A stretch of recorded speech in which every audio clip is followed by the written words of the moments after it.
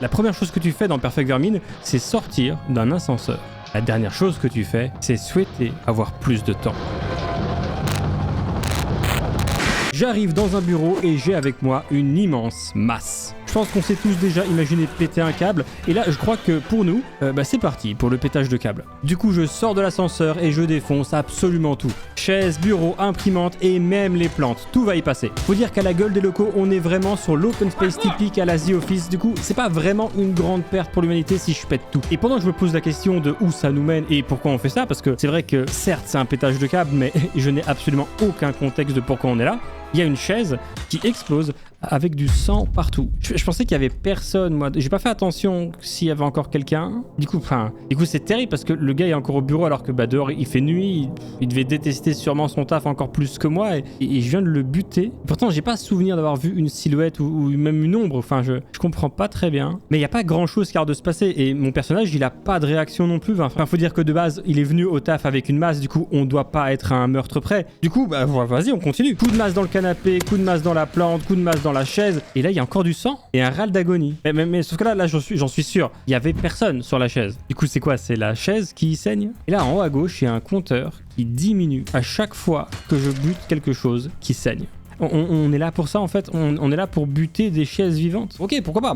Peut-être que c'est pas un pétage de câble, peut-être que je suis un espèce de dératiseur d'alien qui se transforme en chaise et que mon taf c'est de les tuer du coup. Ok, allons-y. Il m'en reste 3, je continue de tout casser et cette fois je prends bien le temps de vérifier que j'ai rien à rater. Et là quand je trouve le dernier props et que je l'atomise, il y a un gars à la télé qui me parle directement et qui me dit de retourner à l'ascenseur pour recommencer. Ok, bon, déjà la théorie du mec qui dératise des aliens en chaise c'était pas fameux. Là maintenant qu'il y a un mec de la télé qui me parle, je comprends encore moins ce qui se passe. Du coup, je vais à l'ascenseur, je refais le même niveau avec le même nombre de props aux mêmes endroits, sauf que là maintenant il y a un timer. Mais vu qu'ils sont aux mêmes endroits, je les trouve rapidement. Et quand je fume le premier, le gars à la télé me dit qu'il se cache très très mal. Et au second que je bute, le gars me dit de continuer et de pas les laisser se propager. Je termine le niveau, on change d'étage et le gars nous donne la même mission, le même chrono, mais sauf que cette fois, il est beaucoup plus pressé. Et en plus de ça, il saigne du nez. Alors moi, on me dit de tuer des trucs, du coup, je m'exécute, je vais tuer des trucs. Surtout que c'est pas très dur parce que malgré le fait qu'il y a un chrono, les fournitures qui sont pas à leur place sont celles qui saignent, donc celles qu'on doit trouver. Comme il l'a dit, elles se cachent très mal. Je continue le massacre et à la moitié de l'objectif, il me précise qu'il ne ressente pas la douleur et il me demande de continuer. Bon, ok.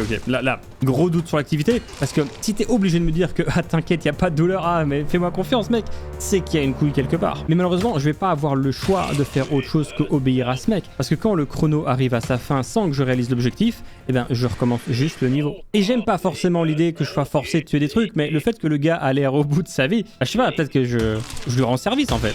Mais apparemment, je lui rends service pas assez vite. Parce que quand on recroise le présentateur, il ressemble plus à rien. Waouh! Alors je suis pas médecin, mais quand les bulles sont violettes, là, je crois qu'il faut pas tarder à consulter. Il y a des espèces de tumeurs qui lui ont poussé au poignet sur la nuque là, et le côté droit du visage, il est complètement affaissé. J'ai déjà vomi des trucs qui sont moins dégueux que ça. Et quand il nous parle, c'est toujours la même rengaine. Il nous demande d'aller encore plus vite. J'ai légèrement l'impression, au vu de sa gueule qui ressemble à une lasagne décongelée, que notre vitesse a une incidence sur sa santé. Je remonte dans l'ascenseur et c'est reparti. Nouvel étage, nouveau quota. Et là le mec me dit que la géométrie du lieu ne va pas coopérer. Qu'est-ce qu'il me raconte Non, ok. Non, si, ok, d'accord. Non, ça en effet, ça coopère pas du tout. C'est reparti pour tout péter. Et en vrai, même si ça me donne un petit peu la gerbe, on finit par y prendre goût finalement. C'est un peu comme les salles des fouloirs où on te finit le battre pour tout péter. Du coup, je boucle ce niveau, le présentateur réapparaît, mais là par contre, il a l'air vraiment au bout du rouleau. Enfin, je veux dire, abattez-le, là vous voyez bien qu'il souffre. Et lui, il va juste nous dire de rentrer. Je sais pas si j'ai bien fait. Normalement, j'ai été assez rapide. Enfin, du moins, le chrono ne s'est pas écoulé.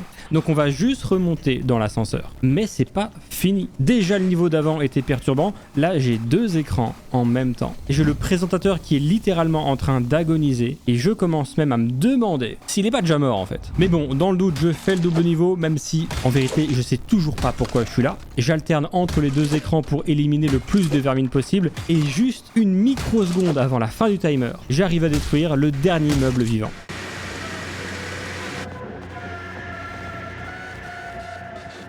Attends. Il y a encore un niveau. Et c'est quoi toutes ces interdictions de fumée là? C'est ça les backrooms? Je vais finir dans une vidéo de Felduc?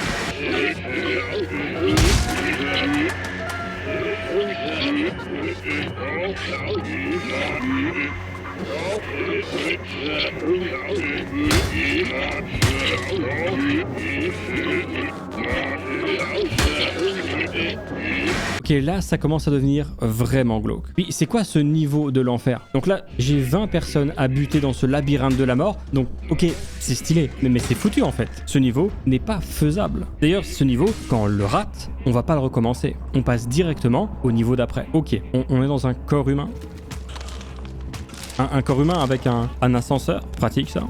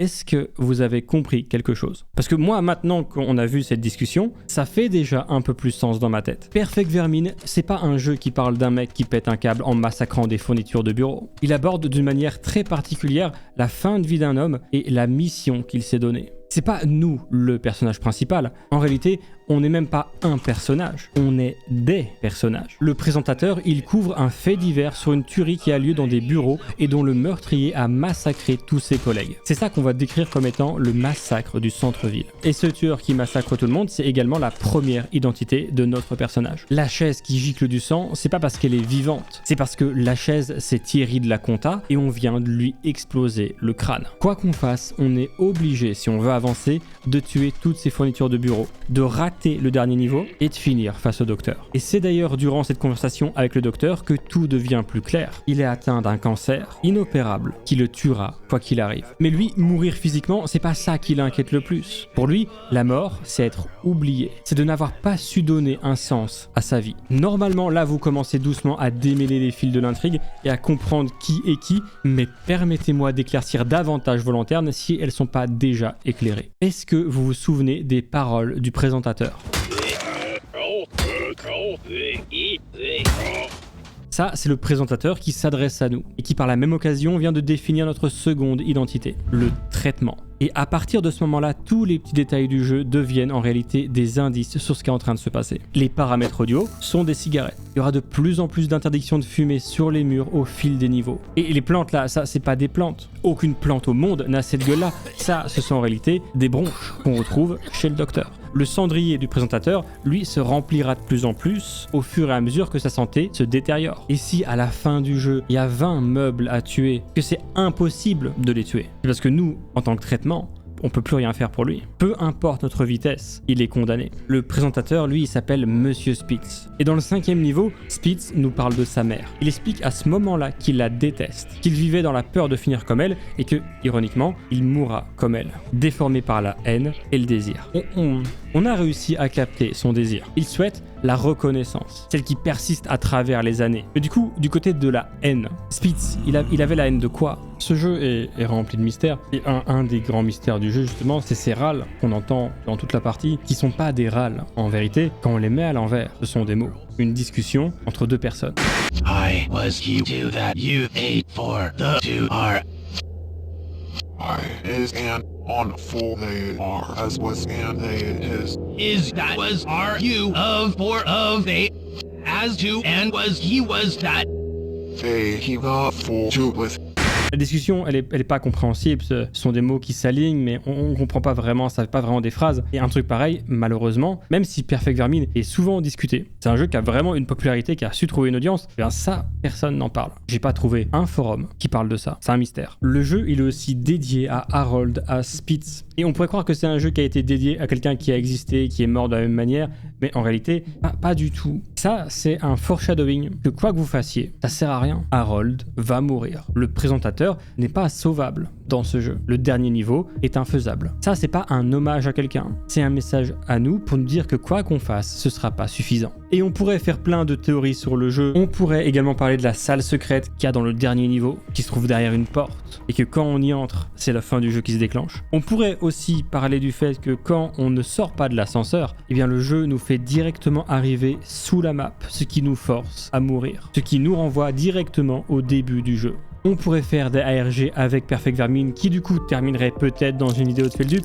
mais en réalité Perfect Vermin c'est l'histoire d'un journaliste tout à fait banal, un journaliste qui a un passé difficile avec sa mère et une carrière peu glorieuse. Il n'est pas personne, personne n'est personne, mais il n'est pas celui qu'il aurait voulu être. Sa vie elle est fade. Il pensait avoir le temps de la rendre palpitante, de réussir à couvrir une affaire remarquable, une affaire qui aurait fait de lui un grand journaliste, mais le temps a disparu sous ses yeux, dans un immense tas de cendres. Durant ces derniers instants, Harold supplie son traitement d'aller plus vite, d'être plus efficace, tout en se remémorant ce massacre du centre-ville pour lequel il s'est précipité, tout en disant à son médecin que son cancer, lui, il peut attendre. Un cancer qui peut-être, et attention, je dis bien peut-être, à cause d'une grande négligence de sa santé et de ses rendez-vous médicaux, s'était déjà répandu dans tout son corps et était devenu complètement inopérable. Perfect Vermin, c'est un jeu qui se termine en 15 minutes, que tout le monde peut essayer étant donné qu'il n'est pas vendu mais il est offert à tous ceux qui souhaitent l'essayer. Mais Perfect Vermin, c'est surtout un jeu qui vous crie de revoir vos priorités, de vous rendre compte de ce qui importe vraiment,